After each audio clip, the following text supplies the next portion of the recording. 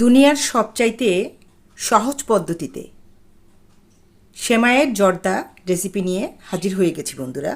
যেহেতু কালকে ঈদ, তাই আজকেই এই সেমাইয়ের কাজটা সেরে নিতে হবে।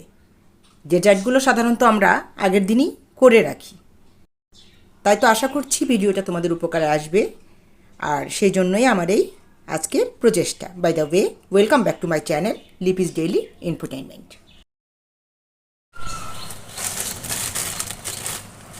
এই সেমাইটা নিয়েছি বন্ধুরা।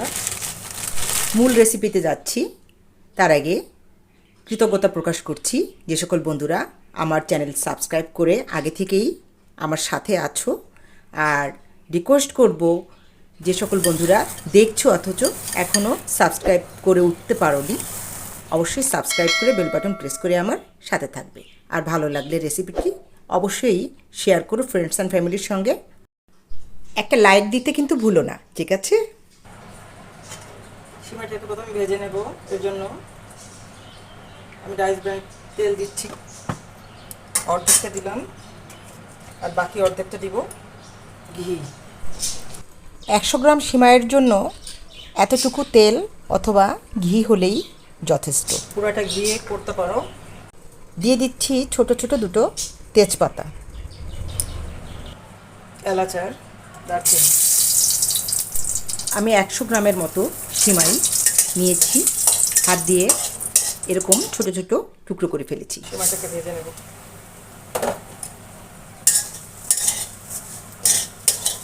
লো ফ্লেমে রেখে ভেজে নেব।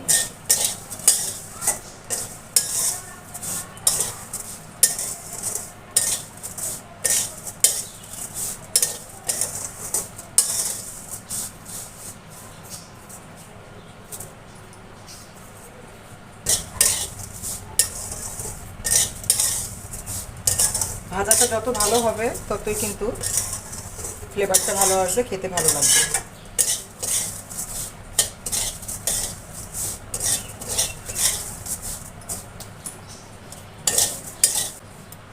এবার দিয়ে দিব কিশমিশ,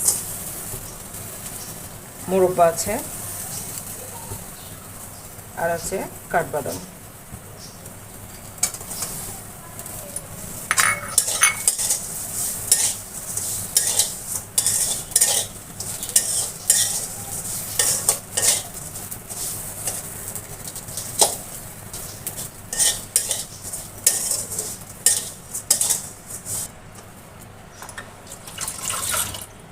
এবার দিয়ে দিব হাফ কাপ জল।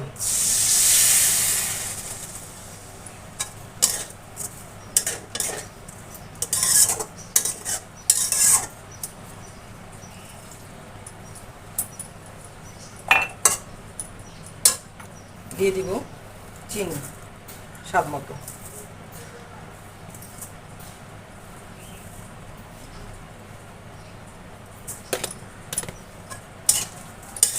এখানে 1 কাপের একটু বেশি হবে চিনি, এই পরিমাণ আছে। একই সাথে চিনিটাকে মেরে ঢেকে দেবো। ব্যালেন্সের জন্য সামান্য 1 চিমটি লবণ দিয়ে দিচ্ছি।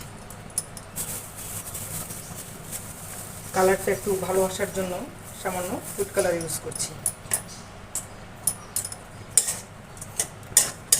ফ্লেমটা কখনোই হাই করা যাবে না, একদমই লো রাখতে হবে।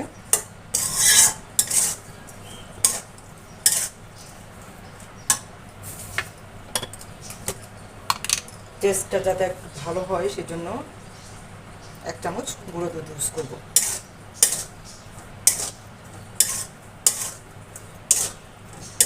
গুঁড়ো দুধ ছাড়াও এটা সুন্দর হয়, তারপর আমি দিচ্ছি, এত টেস্টটা একটু ভালো হবে।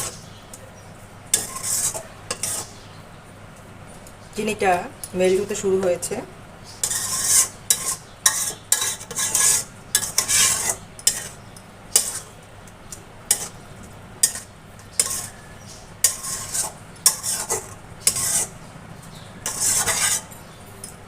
এবার ঢেকে দিয়ে দমে রান্না করব।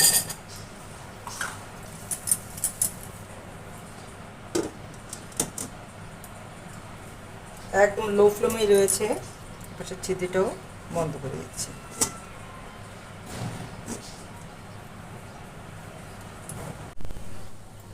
পাঁচ মিনিট পরে ফিরে এসেছে বন্ধুরা। মাঝখানে অবশ্য দুবার আমি উল্টে দিয়েছি, কারণ নিচে লেগে যাওয়ার একটা ভয় ছিল, আর লেগে গেলে পুড়ে যেত। উল্টে দিয়েছিলাম। এবার দেখো অনেকটা কুক হয়ে গেছে আর বেরোচ্ছেও। এই দেখো এগুলো আবার গলেও গেছে, তার মানে সিমাইটা আর কাঁচা নেই, নরম হয়ে গেছে। এবার আমি কিন্তু জালটা বন্ধ করে দিব। সামান্য স্টিকি মনে হলেও ঠান্ডা হলে এটা কিন্তু একদম ঝরঝরা হয়ে যাবে।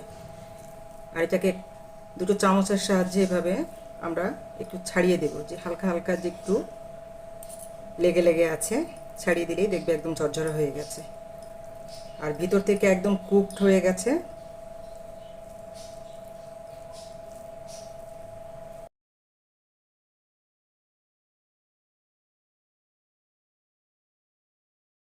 ঠান্ডা হলে এটা একদম হাত দিয়ে একদম সুন্দরভাবে ছেড়ে যাবে। ডেকোরেশনের জন্য উপর থেকে মোরব্বা বাদাম ছড়িয়ে দিলাম।